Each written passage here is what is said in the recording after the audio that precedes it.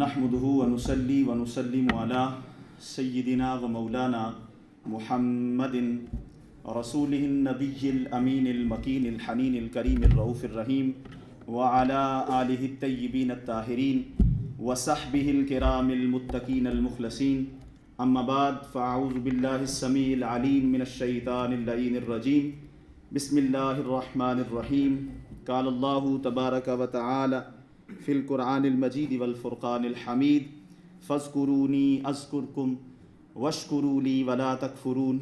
يا أيها الذين آمنوا استعينوا بالصبر والصلاة إن الله مع الصابرين ولا تقولوا لمن يقتل في سبيل الله أموات بل أحياء ولكن لا تشعرون. صدق الله العظيم وصدق مولانا العظيم ونحن على ذلك لمن الشاهدين والشاکرین والحمد للہ رب العالمین. اللہم صل علی سیدنا و مولانا محمد وعلی آلہ وصحبہ وبارک وسلم وسلم علیہ. حمد و درود و سلام کے بعد نہایت واجب الاحترام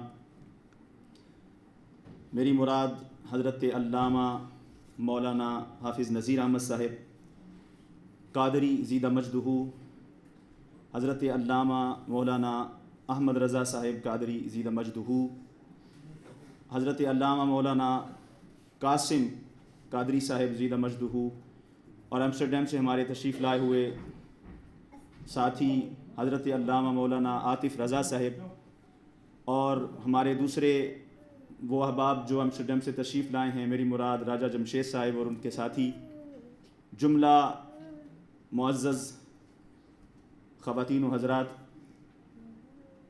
اللہ رب العزت کا بے پایاں لطف و کرم اور احسان عظیم ہے کہ جس کی خاص توفیق سے آج ہم ذکر حسین کی ایک مجلس و محفل میں تشریف فرما ہیں. دعا ہے اللہ رب العزت ہم سب کا آج کے دن ایک نیک نیتی سے حاضر ہونا اپنی بارگاہ میں قبول اور منظور فرمائے. تھوڑی آپ کی سماعتوں کی توجہ پہلے سے زیادہ چاہوں گا. اس کی وجہ یہ ہے کہ میں تھوڑا ممکن ہے آپ کو معلوم پڑوں کہ شاید عجلت میں بات کر رہا ہوں، مگر وقت کی نزاکت کو سمجھتے ہوئے میں تھوڑا ممکن ہے عجلت میں ہوں بھی، مگر آپ اپنی سماعتوں کو ذرا اور توجہ سے مجھے دیں گے تو یقین ہے کہ آپ کو بات سمجھ آئے گی. میں ابھی دیکھ رہا تھا ہمارے اطہر بھائی ایک 6 مہینے کے اپنے بیٹے کو ساتھ لے کر بیٹھے ہیں. ان کی یہ ذمہ داری وہ اپنے آپ کی سمجھتے ہیں کہ وہ موسیقی میں جائیں، وہ پروگراموں میں شرکت کریں. وہ یوتھ کے ایک بڑے اچھے ساتھی ہیں اور میں سمجھتا ہوں کہ بہت بڑی بات ہے. وہ نماز پڑھ رہے تھے تو اپنے بیٹے کو ساتھ انہوں نے رکھا ہوا تھا. یقین مانیں میرے 2-3 آنسو بھی وہاں گرے. کاش کہ ہم سب کے پاس بھی یہ لیول ہو کہ ہم لوگ اپنی مصروفیات پر دین سیکھنے اور سننے کو ترجیح دیں، تو پھر انشاءاللہ نسلیں سنور جائیں گی. اور میں اس دعا سے آغاز کرتا ہوں کہ اللہ اطہر بھائی کے اس بیٹے کو آل رسول کا ساری زندگی خادم بنائے اور آقا علیہ الصلوۃ والسلام کی محبت میں سرشار رکھے. اور ادھر ہماری بہنیں بیٹیاں جو چھوٹے چھوٹے بچوں کو ساتھ لے کر اپنے وقت کے ساتھ یہاں تشریف لائی ہوئی ہیں اور خدمت کر رہی ہیں، اللہ پاک ان کے بچوں کو بھی آل رسول کا خادم اور غلام بنائے اور ان کی آنکھوں کی ٹھنڈک بنائے. سامعین گرامی، امام حسین رضی اللہ تعالیٰ عنہ، ان کی ذات کو سلام ہے. سلام ہے اس حسین پر کہ جس نے جھکے ہوئے سروں کو بلند کر دیا. سلام ہے اس حسین پر کہ جس نے مرنے کو جینا بنا دیا. سلام ہے اس حسین پر کہ جس نے جینے کا سلیقہ سکھا دیا. وگرنہ کہاں تھی ہمت انسان کی کہ وہ جرت کرتا یوں زندگی گزارنے کا. امام حسین نے اپنی سیرت کا ایسا باب لکھ دیا کہ اب جرت کرنے والوں کے لیے میدان کھلا ہے. وہ کسی یزید، کسی جو ہے فرعون سے نہیں ڈرتے. اور سامعین گرامی، امام عالی مقام کی ایفرٹ کی وجہ سے امام حسین رضی اللہ تعالیٰ عنہ کا نام زندہ لوگوں کے لیے ایک حقیقت بن گیا، اور امام حسین رضی اللہ تعالیٰ عنہ کا نام زندہ لوگوں کا، زندہ دل لوگوں کا استعارہ بن گیا. یہ ان کو ہمت دینے کے لیے ایک اشارہ بن گیا. اب حسین دیکھیں، حسینیت کوئی حسین دوبارہ نہیں ہو سکتا. بلکہ میں تو تقریروں میں کہا کرتا ہوں آپ نبوت کے دعوے ساری زندگی سنیں گے، مگر میرے کانوں میں آج تک اس 30 سال کی عمر میں کسی کا دعویٰ نہیں میں نے سنا کہ کسی نے کہا میں حسین ہوں. نبی ہونے کے دعوے تو لوگوں نے کیے، مگر حسین علیہ السلام کی جرت، استقامت، رضا اس کا اتنا بلند مقام تھا کہ کوئی مائی نے ایسا لال نہیں جنا جس نے اپنی طرف حسین ہونے کا اشارہ کیا ہو. اور کوئی حسین ہو بھی نہیں سکتا مگر حسینیت کے رستے پر ہو سکتا ہے. جیسے اقبال نے کہا، علامہ محمد اقبال نے کہا، ابھی رسول عربی کے احکام کی تکمیل باقی ہے، ضرورت ہے کہ پھر کوئی موسیٰ دریا شگاف آئے، ابھی فرعون زندہ ہے عبور نیل باقی ہے. اسی طرح کربل کے میدان انسان کی آنکھوں کے سامنے سجتے رہیں گے. جسے حسین کا عزم یاد رہا وہ انشاءاللہ حسینیت پہ چلتے ہوئے اس میدان سے گزر جائے گا. سامعین گرامی، امام عالی مقام کی شان مقدس میں جتنے جملے کہے جائیں کم ہے. میں نے آج ایک چھوٹا سا موضوع اور وہ شہادت امام حسین کی انفرادیت کے حوالے سے چاہتا ہوں کہ آپ کی گوش گزار کروں. چند نکتے کہ امام عالی مقام کی شہادت کو یوں دوام کیوں ملا، ان کے ذکر کو اتنا دوام کیوں ملا، ان کی شان ہر زبان پہ جاری کیسے ہو گئی، وہ کیا تفرد ہے، وہ کیا انفرادیت ہے، وہ کیا بے مثلی چیز ہے کہ جو امام حسین کو مل گئی اور وہ ساری دنیا میں دوام پا گیا. ان کا ذکر، ان کی ذات، ان کی ہستی، ان کی سیرت کا ایک ایک باب محفوظ ہو گیا. انہیں نیزہ مارنے والے کا نام محفوظ ہو گیا، ان کے سر کو قلم کرنے والے کا نام محفوظ ہو گیا، ان کے لاشے کو کفن دینے والوں کے نام محفوظ ہو گئے. ان کے ساتھ ظلم کی چھوٹی سے چھوٹی چیز سے لے کر بڑے سے بڑے ظلم کرنے والے ہر شخص کا نام تاریخ نے لکھ لیا، لوگوں نے زبانوں میں، ذہنوں میں بٹھا لیا. آج آپ دیکھتے ہیں کروڑوں لوگ اس دنیا میں امام حسین کے خادم ہیں. یہی وجہ ہے کہ لوگ بڑی دلیلیں دے کر یزید کو سچا کہنے کی کوشش کرتے ہیں مگر کوئی یزید کے نام پر سچائی سننے کے لیے تیار نہیں ہے. تو انفرادیت شہادت امام حسین کے حوالے سے چند ایک گزارشات پڑھی گئی آیات کے تحت گزارش کرنا چاہتا ہوں. فرمایا فَاذْكُرُونِي أَذْكُرْكُمْ وَاشْكُرُوا لِي وَلَا تَكْفُرُونَ. امام حسین رضی اللہ تعالی عنہ کا امتیاز اگر شروع کریں تو پہلا امتیاز ان کے ذکر کے دوام کا ہے کہ ان کے ذکر کو دوام ملا. ان کے ذکر کو جتنا دوام ملا کسی اور کے ذکر کو دوام نہیں ملا. بڑے بڑے شہید ہوئے، نبی بھی ہوئے، نبیوں کو بھی شہید کیا گیا، سورہ یاسین پڑھیے. بڑے بڑے اولیاء کو شہید کیا گیا، صحابہ کرام نے شہادتیں دی مگر کسی کی شہادت کو یوں حرف بحرف لکھا نہ گیا. کسی کے ذکر کو، تذکرے کو دوام یوں نہ ملا جیسے امام عالی مقام کے تذکرے کو دوام ملا. تو سامعین گرامی، شہادت کے حوالے سے امام حسین کا جب ہم ذکر کرتے ہیں تو پہلا ذکر ان کے تذکرے کا آتا ہے، ان کی شہادت کے ذکر کی بات ہوتی ہے. اس کی وجہ کیا ہے؟ میں اس کی طرف آنا چاہتا ہوں. تفرد کیا ہے؟ وجہ یہ ہے کہ امام عالی مقام کی شہادت کا ذکر اس لیے زندہ ہے کہ یہ شہادت کا ذکر شہادت سے بھی پہلے موجود تھا. یہ وہ ذکر ہے جو شہید ہونے سے بھی پہلے موجود تھا. امام عالی مقام ابھی بچپن میں تھے، ابھی کوئی سوچ بھی نہیں سکتا تھا کہ یہ پھول ریگزار کربلا میں رلے گا. ابھی کوئی سوچ بھی نہیں سکتا تھا کہ اتنی اعلیٰ منصب رکھنے والی ہستی چند اپنے ساتھیوں کے ساتھ گھیر لی جائے گی اور شہید کر دی جائے گی. ابھی بچپن تھا تو ان کی شہادت کا ذکر کر دیا گیا. اور آپ سیدنا ام سلمہ کی حدیث جانتے ہیں. سیدہ فرماتی ہیں کہ آقا علیہ الصلوۃ والسلام نے مجھے حکم دیا کہ کوئی گھر میں داخل نہ ہو. میں نے ممکنہ حد تک کسی کو نہیں آنے دیا مگر امام حسین کہیں سے تشریف لے آئے. مجھے تب خبر ہوئی جب حضور علیہ الصلوۃ والسلام نے ان کو گود میں بٹھایا ہوا تھا اور آقا علیہ الصلوۃ والسلام ان کا منہ چومتے تھے اور روتے تھے. تو میں نے حضور سے جا کر پوچھا یا رسول اللہ آپ کیوں روتے ہیں؟ تو آقا کریم صلی اللہ علیہ وآلہ وسلم نے فرمایا ام سلمہ ابھی میرے پاس جبریل آئے تھے اور مجھے خبر دے کر گئے کہ آپ حسین سے محبت کرتے ہیں. میں نے اسبات میں کہا ہاں مجھے محبت ہے. تو جبریل نے کہا یا رسول اللہ پھر جان لیجئے آپ کا یہ شہزادہ کربل کے میدان میں شہید کر دیا جائے گا. دیکھیے یہ خبر رسول اللہ علیہ الصلوۃ والسلام کب دے رہے ہیں کہ ابھی امام حسین بچپن میں کھلونوں سے کھیلنے کے دن ہیں. تب ان کی شہادت دنیا میں موجود تھی، تب ان کی شہادت کا تذکرہ دنیا میں موجود تھا. اور نہ صرف یہ کہ رسول اللہ نے فرمایا یہ شہید کر دیے جائیں گے، یوں تو شہید عثمان غنی کو بھی کہا، یوں تو شہید عمر فاروق کو بھی کہا. میں توجہ چاہتا ہوں شہادت کی خبر دی ہوگی مگر ایسے نہیں کہ شہید کا یہ بھی بتایا جائے کہ اس کو شہید کرنے والا کون ہوگا، وہ میدان، وہ جگہ کون سی ہوگی جہاں شہید کیا جائے گا. اور شہید کرنے والا طبقہ بھی میری امت سے ہوگا، میری امت سے وہ طبقہ ہوگا جو ان کو شہید کرے گا. قاتلوں تک کی خبر دی گئی تو بچپن میں ہی ان کے بتا دیا گیا کہ یہ شہید ہوں گے. ان کے ذکر کو دوام ملنے کی ایک وجہ یہ ہے کہ وہ واحد شہید ہیں دنیا میں جن کی شہادت سے پہلے ان کی شہادت کے ڈنکے بج چکے تھے. ان کی شہادت کے تذکرے ہو چکے تھے، ان کی شہادت کو دوام مل چکا تھا۔ حضرت اسبغ بن بنان رضی اللہ تعالیٰ عنہ فرماتے ہیں سیدنا علی المرتضیٰ شیر خدا کے ساتھ فرات کے کنارے قافلے کی صورت میں جا رہے تھے کہ اچانک سیدنا علی المرتضیٰ نے اپنی سواری روک لی، اور سواری روک کر فرات کے دوسرے کنارے کی طرف بڑی جھکی ہوئی اور غمناک آنکھوں سے دیکھتے ہوئے اپنی آنکھوں سے موتی رول دیے۔ سوال کیا اے امیر المؤمنین کیا ہوا؟ تو سیدنا علی المرتضیٰ نے مبہم طریقے سے گفتگو کرتے ہوئے فرمایا یہاں ان کے خیمے لگیں گے، انگلی سے اشارہ کر کے بتایا یہاں ان کے خیمے لگیں گے، یہاں ان کے کجاوے رکھے جائیں گے، وہاں ان کی سواریاں بٹھائی جائیں گی، اور اس نہر کا پانی ان پہ بند کر دیا جائے گا۔ صحابہ فرماتے ہم نے پوچھا یا علی المرتضیٰ وہ کون ہوں گے جن کا پانی بند کیا جائے گا؟ تو فرمایا آل رسول کا ایک پورا گروہ اس سرزمین پر شہید کر دیا جائے گا۔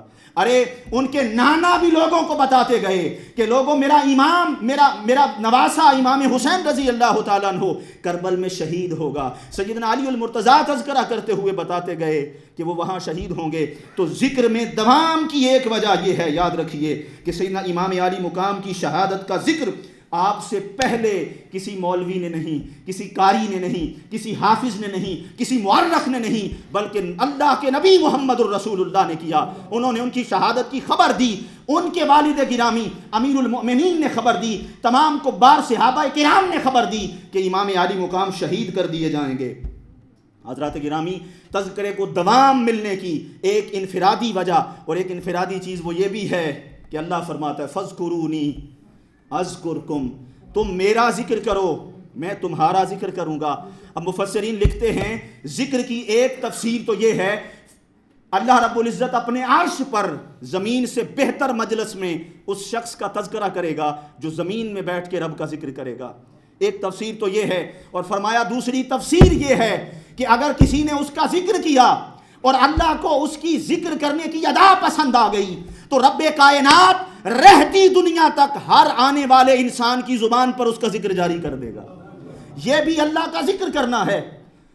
اذکرکم کی ایک تفسیر یہ ہے کہ رب اپنی مخلوق کی زبانوں پر اپنے ذاکر کا ذکر جاری کر دے، اپنے ذکر کرنے والے کا ذکر جاری کر دے۔ اور امام عالی مقام کا ذکر دوام اس لیے پا گیا کہ لوگوں نظریں اٹھا کے دیکھیں یا نظریں جھکا کے دیکھیں، چار دانگے عالم میں شش جہات میں نظریں دہرا لیں، کوئی ایسا نہیں ملتا جس نے ریگزار میں رب کا ذکر کیا ہو، جس نے بچوں کے لاشیں اٹھا کے رب کا ذکر کیا ہو، جس کی نمازیں اپنے خیموں میں آگ لگتے ہوئے دیکھ کر بھی ادا ہو رہی ہوں، ارے جس نے بچوں کو اٹھا کر ان کے حلقوں سے تیر نکال کر اور ان کے لاشوں کو زمین پر لٹا کر ذکر کیا ہو، آج تک ایسا ذاکر نہیں ملتا۔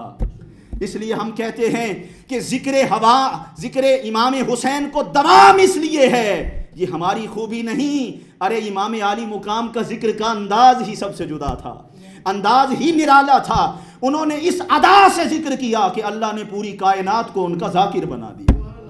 تو ہم خود نہیں بیٹھے، اللہ رب العزت نے ہمیں ذکر حسین کی توفیق دی ہے۔ رب چاہتا ہے اس کی مخلوق حسین کا ذکر کرے، رب چاہتا ہے۔ اب کچھ لوگ کہتے ہیں جی قرآن میں تو نہیں لکھا کہ امام حسین کا ذکر کریں، حالانکہ قرآن بھرا پڑا ہے۔ اللہ پاک اپنے محبوب سے بار بار کہتے ہیں فَاذْكُرْ فِي كِتَابِ إِبْرَاهِيمَ إِنَّهُ كَانَ صِدِّيقًا نَبِيًّا وَاذْكُرْ فِي كِتَابِ إِسْمَاعِيلَ إِنَّهُ كَانَ صَادِقَ الْوَعْدِ وَكَانَ رَسُولًا نَبِيًّا۔ اللہ پاک بار بار اپنے نبیوں کا ذکر کرنے کے لیے محبوب کریم کو کہتے ہیں، بندوں کا ذکر کرواتے ہیں اس ہستی سے کہ جس کا قدم اٹھانا بھی امت کے لیے سنت ہے، لایہ عمل ہے، جس کا بیٹھ جانا بھی لایہ عمل ہے، جس کا کھڑا ہو جانا بھی لایہ عمل ہے۔ رب نے قرآن میں بار بار کہا میرے محبوب میرے پیاروں کا ذکر کرو، کیوں کہ جب تو اس دنیا سے چلا جائے تو میرے بندوں کا ذکر کرنا میرا حکم بھی بن جائے، تیری سنت بھی بن جائے۔ حضور نے پیغمبروں کے ذکر کیے، خود قرآن کہتا ہے نحن نقص علیک احسن القصص، حضرت یوسف کے قصے کو اللہ نے بہترین قصہ قرار دیا، پوری سورت میں ان کے قصے کو بیان کیا گیا، ان کے ایک ایک عمل کو، ان کی مصیبت کو، ان کے کنویں میں گرنے کو، ان کے صبر کو، ان کی رضا کو ذکر کیا۔ خدا کی عزت کی قسم 61 ہجری میں اگر شہادت حسین نہ ہوتی اور قرآن کی ایک آیت بھی نزول کے لیے باقی ہوتی تو اس میں حسین کا ذکر ہوتا، اس میں تذکرہ حسین ہوتا اور رب قرآن کا حصہ بناتا کہ لوگوں ایک ایسا بھی میرا بندہ ہو گزرا ہے کہ جس نے میرا ایسے ذکر کیا ہے کہ کسی اور کو وہ شان میسر نہیں آئی. تو امام عالی مقام تلواروں کے سائے میں سجدہ کرتے رہے. امام عالی مقام بچوں کے لاشیں اٹھا کے سجدے اور ذکر کرتے رہے. مصیبت کا پہاڑ ٹوٹ گیا, ذکر خدا زبان سے نہیں گیا. اللہ کو وہ ذکر اتنا پسند آیا, رب نے کہا حسین تیری شہادت سے پہلے بھی تیری شہادت کے ڈنکے بجتے تھے, تیری شہادت کے بعد بھی تیری شہادت کے ڈنکے بجیں گے. تو یہ ذکر حسین کو, ذکر شہادت حسین کو جو دوام ہے, اس کی بے شمار وجوہات ہیں. ان میں سے چند ایک میں نے آپ کے سامنے رکھی. سامعین گرامی, ایک اور بات کرنا چاہتا ہوں کہ امام عالی مقام رضی اللہ تعالیٰ, اگلی چونکہ آیت یہ ہے کہ فرمایا یا ایھا الذین آمنوا استعینوا بالصبر والصلاۃ ان اللہ مع الصابرین. اس لیے بتانا چاہتا ہوں کہ امام حسین سے پہلے انفرادیت شہادت یہ ہے, شہادت میں انفرادیت یہ ہے کہ جب بھی حق و باطل کی لڑائی ہوتی, وَقُلْ جَاءَ الْحَقُّ وَزَهَقَ الْبَاطِلُ إِنَّ الْبَاطِلَ كَانَ زَهُوقًا. جب بھی حق اور باطل کی لڑائی ہوتی, سب سے بڑی شناخت کیا ہوتی تھی؟ بولیے. ادھر لا الہ ہوتا تھا, ادھر لا الہ نہیں ہوتا تھا. امام حسین سے پہلے جتنے شہید شہادت دے چکے, جتنے شہیدوں نے شہادت پیش کی, ان کا اعزاز شہادت یہ تھا کہ وہ بڑی کلیئرٹی کے ساتھ لڑ رہے تھے کہ لا الہ ادھر ہے اور ادھر لا الہ نہیں ہے. ارے امام عالی مقام کی شہادت اور اس کا ذکر اس لیے باقی رہا, انفرادیت یہ ہے کہ اللہ رب العزت کی جو نماز بہترین عبادت ہے, امام حسین کا سامنے والا لشکر بھی پڑھ رہا تھا, امام حسین بھی پڑھ رہے تھے. اذانیں ادھر بھی تھیں, اذانیں ادھر بھی تھیں. قرآن مقدس نے کہا نماز سے مدد مانگو.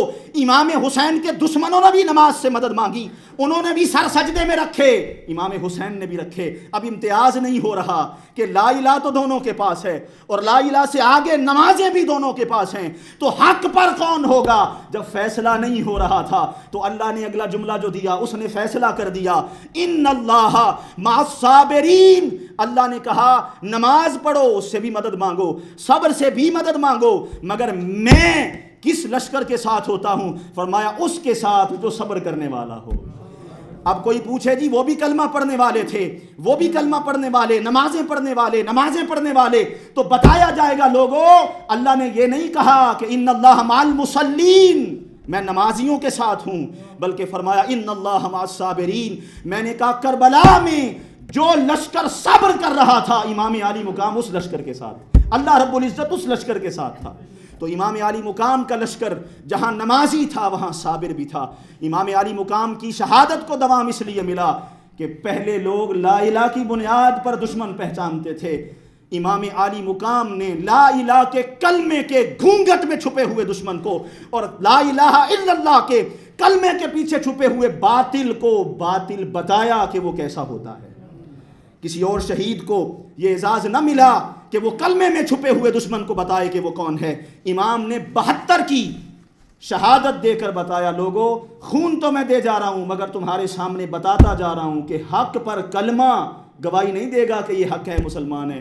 جو میرا ہوگا, جو مجھ سے محبت کرنے والا ہوگا, جو خانوادہ نبوت کا چاہنے والا ہوگا, ایمان والا وہ ہوگا.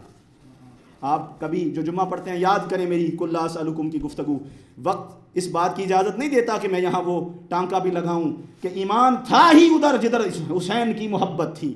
آپ دیکھیں حر بن یزید تھا تو یزید کے لشکر میں, مگر اس کے پاس ایمان تھا, وہ ادھر رہ نہیں سکا اور اس نے اس محبت میں آ کے سر کو جھکا دیا. تو جہاں بھی گرد و نواح میں ایمان تھا وہ حسین سے جڑ گیا اور لشکر حسین سے جڑ گیا, اور جو اس سے نہ جڑ سکا اس کا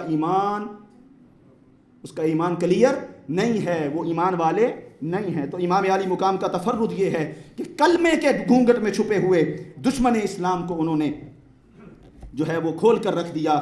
اگلی آیہ کریمہ ہے وَلَا تَقُولُوا لِمَن يُقْتَلُ فِي سَبِيلِ اللَّهِ أَمْوَاتٌ بَلْ أَحْيَاءٌ وَلَكِن لَا تَشْعُرُونَ. سامعین گرامی, میں آپ کی سماعتوں کو اپنی طرف چاہوں گا. میرا طریقہ شاید آپ کو برا لگے مگر میں چاہتا ہوں آپ سب ایک دفعہ جاگ جائیں. یہ نقطہ دینا چاہتا ہوں آپ کو, تفرد ہے میرے امام عالی مقام کی شہادت کا. ایک دفعہ بآواز بلند کہیں لبیک یا حسین.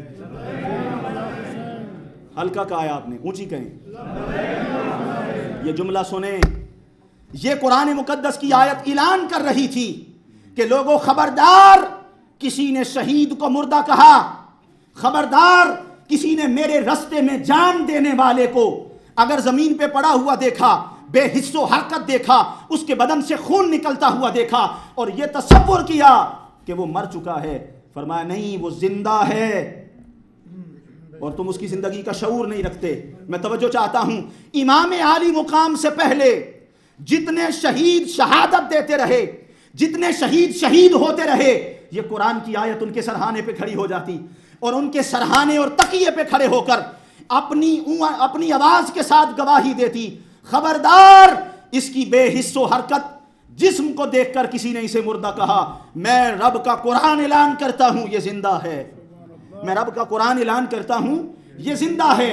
امام عالی مقام سے پہلے جتنے شہید ہوئے سب کی شہادت کی گواہی قرآن کی یہ آیت دیتی رہی، اور قرآن کی یہ آیت ہر شہید سے پوچھتی رہی، ارے تم جب شہید ہوتے ہو گواہی میں دیتی ہوں تم زندہ ہو، کوئی ایسا شہید بھی ہے جو میری گواہی دے کہ میں سچ کہہ رہی ہوں، میں سچ بول رہی ہوں، میں حق کہہ رہی ہوں؟ ارے سارے شہیدوں کی گواہی قرآن دیتا رہا، قرآن کی یہ آیت دیتی رہی۔ ارے امام عالی مقام کی شہادت کا تفرد یہ ہے، ارے جب امام عالی مقام شہید ہوئے تو نیزے کی نوک پہ چڑھ کے جب قرآن پڑھ کے سنایا تو قرآن کو مخاطب کر کے یہی کہا، گویا قرآن کو کہا، اے آیت قرآن تو دوسروں کی شہادت کی گواہی دیتی رہی کہ وہ شہید ہیں، میں آج تیری گواہی دیتا ہوں کہ تو سچی ہے۔ تو یہ قرآن کی آیت ہر شہید کی شہادت کی گواہ بنی، مگر امام عالی مقام اس آیت کی شہادت دینے والے ہیں۔ اس امام عالی مقام نے اس آیت کی شہادت دی ہے کہ لوگوں یہ آیت قرآن سچی ہے۔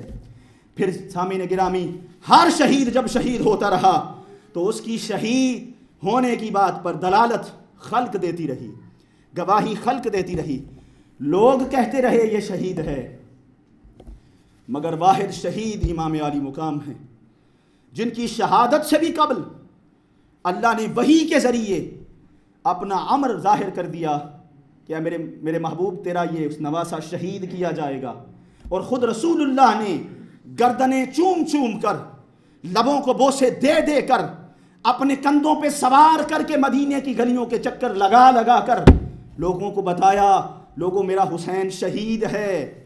تو دوسرے شہیدوں کی شہادت چونکہ خلق کی گواہی ہے قطعی نہیں بنی، مگر امام عالی مقام کے شہید ہونے کی گواہی چونکہ رب نے دی، رسول نے دی، اس لیے آپ کی شہادت قطعی ہے۔ آپ کی شہادت ایسی شہادت ہے جس شہادت کا گواہ خود رب ہے، جس شہادت کے گواہ خود رسول اللہ صلی اللہ علیہ وآلہ وسلم ہیں۔ میرے آقا کریم خود اس شہادت کے گواہ ہیں۔ اور میں اس بات کو آگے بڑھانا چاہتا ہوں، اگر آپ لفظ شہید کو بھی دیکھیں تو لفظ شہید صفت مشبہ ہے، اور صفت مشبہ وہ صیغہ ہے یا وہ صفت مشبہ وہ اسم ہے کہ جس کے اندر دونوں معنی پائے جاتے ہیں، فاعل کا بھی مفعول کا بھی۔ تو صفت مشبہ ہے شہید، دو معنی بنیں گے، ایک معنی شاہد، دوسرا معنی مشہود۔ اگر آپ دونوں معنوں سے دیکھیں تو امام عالی مقام کی شہادت کا تفرد کھل کے آپ کے سامنے آ جائے گا۔ شہید کو شاہد اس لیے کہتے ہیں کہ حضرت عبداللہ بن عمر کی حدیث ہے کہ ادھر اس کی گردن پہ تلوار اور خنجر چلتا ہے، ادھر اس کو دیدار الہی کروا دیا جاتا ہے، تو وہ اللہ کے دیدار کا شہید ہے، وہ اللہ کے دیدار کا شاہد ہے۔ اس معنی میں اسے شہید کہا جاتا ہے کہ اللہ کو دیکھتا ہے، اس کو اللہ کے حضور پیش کر دیا جاتا ہے، اور یہی وہ معنی ہے جس پر قبلہ قائد محترم نے استدلال کرتے ہوئے فرمایا کہ شہید زندہ ہوتا ہے، وجہ اس کی زندگی کی ایک ہے، وجہ ڈھونڈنے کے لیے نکلیں تو وہ یہ ہے کہ وہ ادھر تلوار چل رہی ہوتی ہے، ادھر دیدار الہی ہو رہا ہوتا ہے، اور دیدار الہی اس کو دوامی زندگی عطا فرما دیتا ہے۔ آئیے امام عالی مقام بھی شہید ہیں، اور یہ لفظ شاہد کے معنی میں امام عالی مقام کی بات کر رہا ہوں۔ لوگ آج کہتے ہیں جی ساڈے منڈے نوں تے چھوٹا جہا کوئی پتھر وج جائے تے ساڈے ساہ نہیں رلدا۔ میں دیکھتا ہوں لوگ بچے اٹھا کے گھوم رہے ہوتے ہیں ہاسپٹلوں میں، ان کے اوسان باختہ ہو چکے ہوتے ہیں، پریشان ہو چکے ہوتے ہیں کہ کیا کریں۔ بچے گھوم رہے, بچے کو کیا ہوا جی, بچے کو بخار ہو گیا, بچے کو ڈائریا ہو گیا. تو کہتے ہیں یار ہمارے بچے بیمار ہوں تو ہماری سانس میں سانس نہیں ملتی. امام عالی مقام 6 مہینے کے بچے کے حلق سے تیر بھی نکالتے رہے, 3 دن کی پیاس بھی تھی, 72 کے لاشیں بھی زمین پر ترتیب کے ساتھ رکھے, قریش کے خاندان کے 17 لاشیں بھی زمین پر ترتیب کے ساتھ رکھے, اپنے بیٹوں کے منہ چوم چوم کر بھی رکھا. کیسے ممکن ہے ایسا شخص جو 72 لاشیں کربلا سے اٹھا کے لائے اور اس کے پاس اتنی ہمت ہو کہ جب وہ میدان کربلا میں نکلے تو لوگ پوچھیں یہ کون ہے, تو آواز آئے یہ بالیقین حسین ہے, نبی کا نور عین ہے. پتہ چلے کہ یہ امام عالی مقام کا صاحبزادہ. کیسے ممکن ہے؟ ہو ہی نہیں سکتا.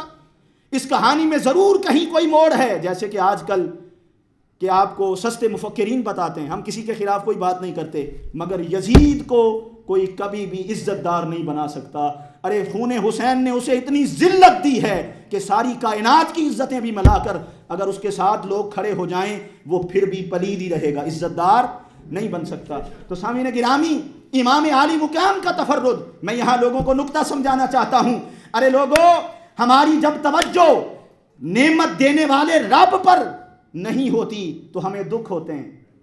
توجہ نعمتوں پر ہو, نعمتوں پر, گاڑی ملی کہ نہیں ملی, ماڈل چینج ہوا کہ نہیں ہوا, گھر کی قسط پوری ہوئی کہ نہیں ہوئی, فلاں چیز ملی کہ نہیں ملی, اگر نظریں نعمتوں پر ہیں تو دکھ بھی ہوگا, ملال بھی ہوگا, غم بھی ہوگا. اور اگر نظریں نعمتوں سے ہٹ کر نعمتوں والے رب پر ہو جائیں, نعمتوں سے ہٹ کر نعمتوں والے رب پر ہو جائیں, پھر ایک ہی جملہ نکلتا ہے, شکر اللہ الحمدللہ علی کل حال. ہر حالت میں اس کا شکر ہے. پہلی حالت بھی اسی نے دی تھی, یہ حالت بھی اسی نے دی ہے. گرامی قدر حضرات, امام عالی مقام کا اتنا بڑا قربانی دینا, جن لوگوں کو سمجھ نہیں آتا ان کو ایک جملہ قرآن سے سنانا چاہتا ہوں. زلیخا نے حضرت یوسف کی بارگاہ میں عرض کی کہ لوگ مجھے بدنام کر رہے ہیں, تانے دے رہے ہیں, میں چاہتی ہوں تانوں کو دھو دوں. مجھے کسی ذی رق نے یہ مشورہ دیا ہے کہ میں ان کے تانوں کو صاف کر دوں, دھو دوں. تو میری گزارش ہے کہ خواتین کو میں دعوت دے رہی ہوں, ان کے سامنے سے ذرا سج دج کے گزر جائیں. اور قرآن کہتا ہے وَقَطَّعْنَا أَيْدِيَهُنَّ وَقُلْنَا حَاشَا لِلَّهِ مَا هَذَا بَشَرٌ إِنْ هَذَا إِلَّا مَلَكٌ كَرِيمٌ. اللہ کا قرآن کہتا ہے انہوں نے اپنے ہاتھوں کی انگلیوں کو کاٹ دیا, اپنے ہاتھوں کو کاٹ دیا. وَقَطَّعْنَا أَيْدِيَهُنَّ وَقُلْنَا, اور اتنی مگن ہوئی حضرت یوسف کے حسن میں کہ تکلیف کا تو احساس دوسری بات ہے نا, وہ ہاتھ کاٹ کے بھی کہہ رہی تھیں بھئی یہ بندہ جو جا رہا ہے, گزر رہا ہے, یہ کوئی بشر تو معلوم نہیں ہوتا, لگتا ہے اللہ کا کوئی فرشتہ ہے. یہ اللہ کا کوئی چھوٹا سا کوسچن ہے, آپ کا بھی ایک لفظی جواب ہوگا. آپ بتا سکتے ہیں کہ کوئی سن کا ٹیکہ تو نہیں لگا ہوا تھا ان کے ہاتھوں پہ, چھری کو کوئی دوائی تو نہیں لگائی تھی زلیخا نے؟ بولیے, کوئی آج کل کی میڈیسن ایجاد تو نہیں ہوئی تھی, پھلوں کے اندر کوئی ایسا رس تو نہیں تھا. سوال پیدا ہوتا ہے وہ کون سی چیز تھی جس نے تکلیف کو تکلیف نہ رہنے دیا, وہ کون سی شے تھی جس نے کٹنے کو کٹنا نہ رہنے دیا, احساس کو احساس نہ رہنے دیا, غم کو غم نہ رہنے دیا. تو جواب ایک ہی ملے گا, عقل و فہم والا دانا شخص کہے گا کہ وہ چیز جس نے دکھ کو دکھ نہ رہنے دیا وہ حسن یوسف ہے. وہ کیا ہے؟ حسن یوسف. ارے لوگوں, یوسف کو حسن دیا رب کائنات نے, یوسف کو سوارا میرے رب نے, یوسف کو حسن کی خیرات ملی میرے رب سے. ارے کوئی حسن یوسف میں گم ہو جائے تو اپنے ہاتھ کاٹ کر بھی اسے احساس نہیں رہتا کہ ہاتھ کٹے ہیں یا نہیں کٹے.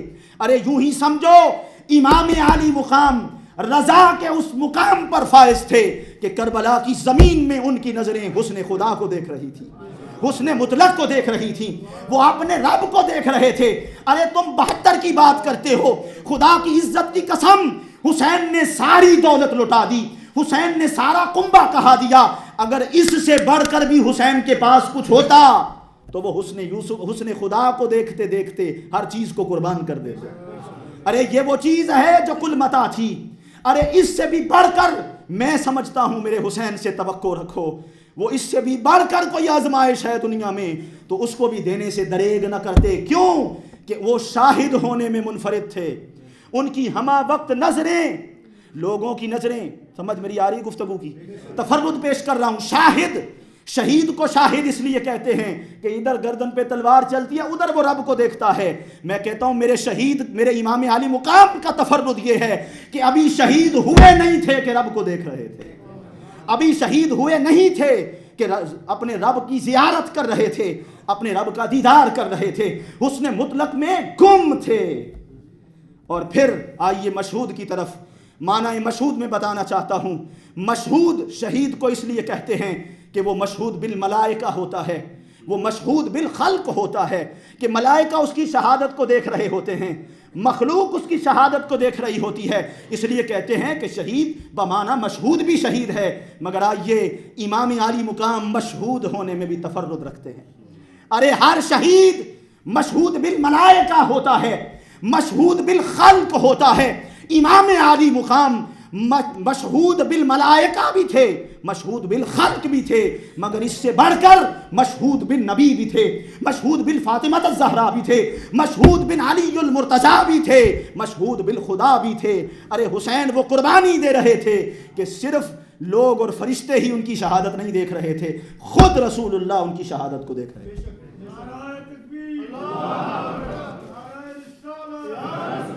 پانی پہ آ گئے تو سامعین گرامی، خود رسول اللہ ان کی شہادت کو دیکھ رہے تھے۔ آپ کہیں گے یہ بات آپ نے خود گڑھی ہے، نہیں، حدیث سے ثابت ہے۔ سیدہ ام سلمہ فرماتی ہیں، روتے ہوئے اٹھیں، باندی نے پوچھا ماں جی کیا ہوا، ام المومنین کیا ہوا؟ فرمایا ابھی میرے خواب میں آقا تاجدار کائنات صلی اللہ علیہ وسلم تشریف لائے۔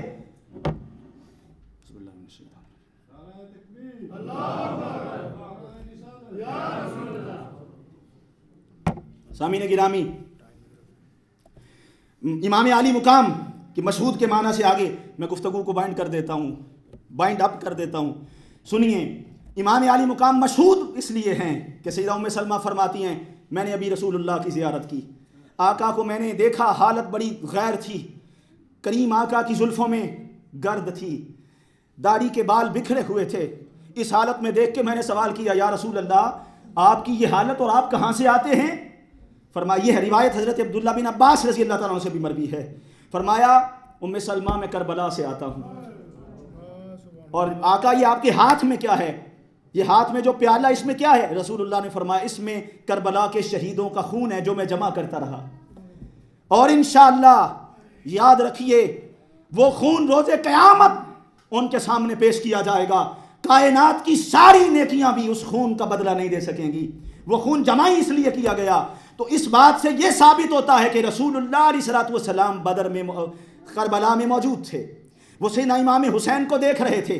اور میرا ایمان اس سے بھی آگے یہ ہے کہ نہ صرف دیکھ رہے تھے بلکہ ممکن ہے امام حسین کو تسلی دیتے ہوئے کہہ رہے ہوں حسین گھوڑے پہ سوار ہوتے ہوئے وہ مدینے کی گلیوں کی میرے کندھوں کی سواری یاد رکھنا، میں نے تمہیں وہ سواری کروائی اس لیے تھی کہ تم جب کربل میں سوار ہو جاؤ تو تم ہی نہیں میرا پورا دین گھوڑے پہ سوار ہو جائے۔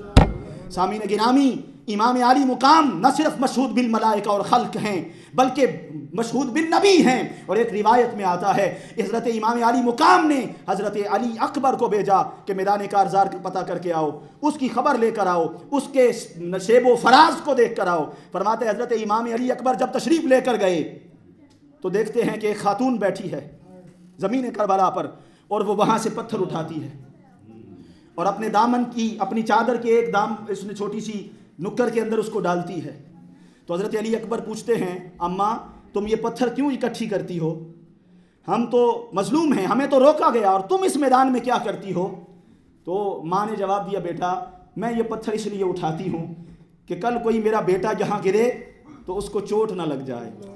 اس محمل جواب کو سن کے واپس آئے اور امام عالی مقام کو آ کے خبر دی۔ سیدنا امام عالی مقام امام حسین نے پوچھا علی اکبر کوئی کربلا کے میدان میں ملا تو نہیں؟ فرمانے لگے ایک بڑھیا کو پتھر اٹھاتے ہوئے ریگزار سے دیکھا تھا، کہتی تھی میرے بچے گریں تو ان کو کنکر نہ چبھیں اس لیے اٹھاتی ہوں۔ امام عالی مقام نے فرمایا اصغر جانتے ہو وہ کون تھی؟ فرمایا ابا جان میں نہیں جانتا۔ فرمایا وہ میری اماں اور تمہاری دادی سیدہ فاطمہ الزہرا تھی۔ ارے سارے مشہود بالملائکہ اور خلق تھے، امام عالی مقام اتنی بڑی قربانی اس لیے دے سکے، اتنی بڑی استقامت اس لیے دکھا سکے کہ وہ فقط ملائکہ اور خلق کے مشہود نہیں تھے، ان کو دیکھنے والوں میں رسول اللہ بھی شامل تھے، ان کی قربانی کا نظارہ کرنے والوں میں سیدہ فاطمہ الزہرا بھی تھیں، وہ اپنے لال کی اس قربانی کو دیکھ رہی تھیں۔ تو امام عالی مقام مشہود ہونے میں بھی بمانہ شہید کا معنی مشہود ہونے میں بھی منفرد ہیں، اور ان کی انفرادیت ہے کہ امام عالی مقام مشہود بالملائکہ بھی تھے، مشہود بالخلق بھی تھے، اور مشہود بالخدا بھی تھے، مشہود بالنبی بھی تھے۔ سامعین گرامی، امام عالی مقام کے تفردات بے شمار ہیں، یقین مانیں بات کو طول نہیں دینا چاہتا، مگر ایک تفرد یہ ہے جس کے لیے ایک پورا خطاب چاہیے بات سمجھانے کے لیے، کہ ہر شہید اپنی شہادت کے ظہور کے لیے شہادت دیتا ہے، اس کی شہادت اپنی شہادت کے ظہور کے لیے ہے، اس لیے وہ اپنی شہادت کا ظہور، اپنی جان، اپنا مال، اپنا سب کچھ اللہ کے حضور دے رہا ہے۔ امام عالی مقام کی شہادت کا تفرد یہ ہے کہ سیدنا امام عالی مقام اپنی شہادت کا ظہور دینے کے لیے نہیں کھڑے، بلکہ وہاں جسم حسین کا ہے اور جان مصطفیٰ کی ہے۔ ارے سر حسین کا ہے مگر چھری اور تلوار میرے مصطفیٰ پہ چل رہی ہے، وہ شہادت محمدی کا صلی اللہ علیہ وسلم ظہور ہو رہا ہے۔ تو امام عالی مقام کی شہادت سے شہادت محمدی کا ظہور ہو رہا ہے، اس لیے کائنات میں اس شہادت کو دوام مل گیا، کائنات میں اس شہادت کو پھیلا دیا گیا۔ ارے یقین مانیے حضور کو تو اللہ نے فرمایا تھا نا، واللہ یعصمک من الناس، میرے محبوب ہم تمہاری لوگوں سے حفاظت کریں گے، مگر حضور نے ساری زندگی شہادت کی تمنا کی، ساری زندگی رسول اللہ نے تمنا کی، چونکہ کوئی چھری مصطفیٰ پہ چل نہیں سکتی تھی، کوئی کافر اس طرف دیکھ نہیں سکتا تھا، تو اس خواہش کی تمنا کو پورا کرنے، اس تمنا اور خواہش کو پورا کرنے کے لیے میرے امام عالی مقام کا چناؤ کیا گیا، اسی لیے بچپن سے کہہ دیا گیا کہ یہ وہ شہید ہے جس پہ شہادت بھی ناز کرے گی۔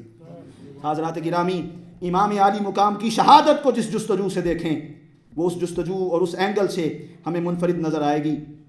حضرات گرامی، اور امام عالی مقام کی شہادت تفرد یہ ہے، جتنے بھی شہید گئے نا میدانوں میں، توجہ رکھیے گا اس جملے پر، میری گفتگو کا اختتام ہے، جتنے بھی شہید میدانوں میں گئے تو ساتھ والی صف میں ایک مجاہد کھڑا ہے اور اس والی دائیں طرف بھی ایک مجاہد کھڑا ہے، دائیں بھی مجاہد ہے بائیں بھی مجاہد ہے، یہ بھی بڑی شمشیر زنی والا، یہ بھی بڑی شمشیر زنی والا، تو ادھر حوصلے بڑھ رہے ہیں، ادھر حوصلے بڑھنے کے اسباب ہیں۔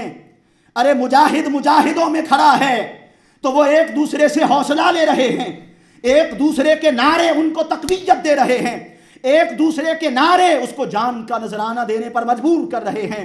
ارے ہر شہید ماحول شہادت میں کھڑا ہو کر شہید بنتا ہے، مگر امام عالی مقام کبھی اس منظر کو دیکھو، وہ مجاہدوں کے بیچ کھڑے ہو کر شہادت نہیں دے رکھے، وہ ایک ہاتھ میں علی اصغر کا لاشا اٹھاتے ہیں تو دوسرے میں علی اکبر کا لاشا ہے۔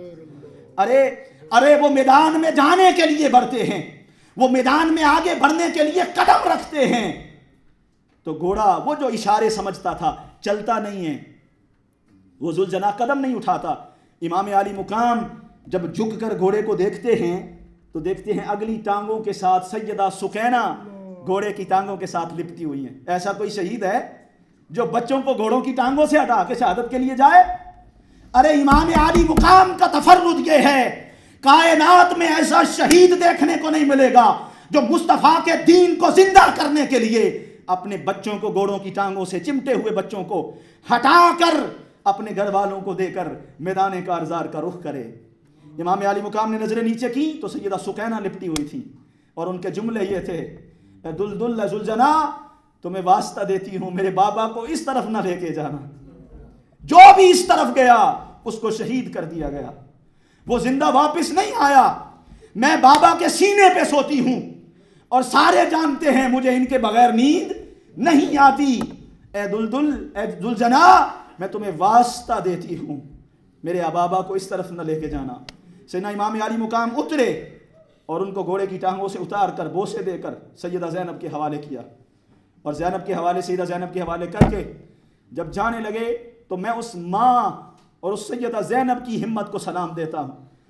کسی بہن کو اگر کسی کی سیرت پہ عمل کرنے کی ضرورت ہے تو سیدہ زینب کی سیرت پہ عمل کرنے کی ضرورت ہے۔ خدا کی عزت کی قسم، ہم میں سے ہر ایک کو دعا مانگنی چاہیے کہ اس کی ماں، بہن، بیٹی کی سیرت سیدہ زینب جیسی ہو، اس کا حوصلہ سیدہ زینب جیسا ہو، اللہ کے دین میں قربانی دینے کا حوصلہ سیدہ زینب جیسا ہو۔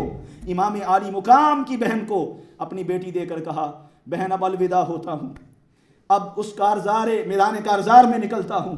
خیموں میں چیخوں کی آواز آئی، سب روئے۔ تو امام عالی مقام کے تفرد میں ایک تفرد یہ ہے، لوگوں ایسا شہید نہیں ملے گا جو اپنے بچوں کی حفاظت کرتا کرتا دنیا سے چلا گیا ہو، جس کے بچے جس کو یہ بھی فکر ہو کہ میرے بعد خیموں میں وارث کون ہوگا، ان کی آگ کون بجھائے گا، ان کے سروں پہ چادریں اور ردائیں کون دے گا۔ ارے اس فکر کے ساتھ شہادت دینا بڑا مشکل ہے۔ امام عالی مقام دیکھیں نا، مجاہدوں کے ساتھ لڑنا آسان ہے، بچوں کی لاشیں گود میں اٹھا کے لڑنا بہت مشکل ہے۔ اس لیے امام عالی مقام کی شہادت کو تفرد ہے، اور کربلا کے قصے ہماری آنکھوں کے سامنے ہیں، آپ سنتے ہیں، سناتے ہیں، مگر کچھ لفظ ایسے ہوتے ہیں جو کبھی انسان بھول نہیں سکتا۔ ان کی مظلومیت حق ہے، ان پہ ظلم کیا گیا حق ہے۔ حضرات گرامی، تفردات کی ایک لمبی لسٹ تھی، میں وقت کی نزاکت کے پیش نظر ختم کر رہا ہوں گفتگو کو یہاں۔ گرامی قدر حضرات، امام عالی مقام کائنات میں جب شہید ہوئے تو اس وقت پوری کائنات میں ان کے درجے کا کوئی شخص نہیں تھا، ان کے درجے کا کوئی شخص اتنا درجے والا نہیں تھا جتنا درجے والا حسین تھا۔ کسی کا خون اتنا قیمتی نہیں تھا جتنا خون قیمتی حسین کا تھا۔ وہ قیمتی خون کربلا کی زمین پر رولایا گیا۔ مگر میں پیغام کی صورت میں یہ بتانا چاہتا ہوں، جب امام حسین کا سر وہ کاٹ کر بھی نہیں جھکا سکے، نیزوں پہ اٹھا کے لے گئے، اپنے آپ پر بلند کر لیا۔ امام عالی مقام کا سر جب یزید کے سامنے پہنچا تو ایک بات میں جب بھی اس کو تاریخ کے صفحوں پہ پڑھتا ہوں میری آنکھیں نم ہو جاتی ہیں، اور آج ہمارے لیے وہی پیغام ہے۔ سنیے، امام عالی مقام کا سر در یزید میں تھا، دربار یزید میں۔ اس نے اس سر کے ساتھ بے حرمتی کی حرکت کی۔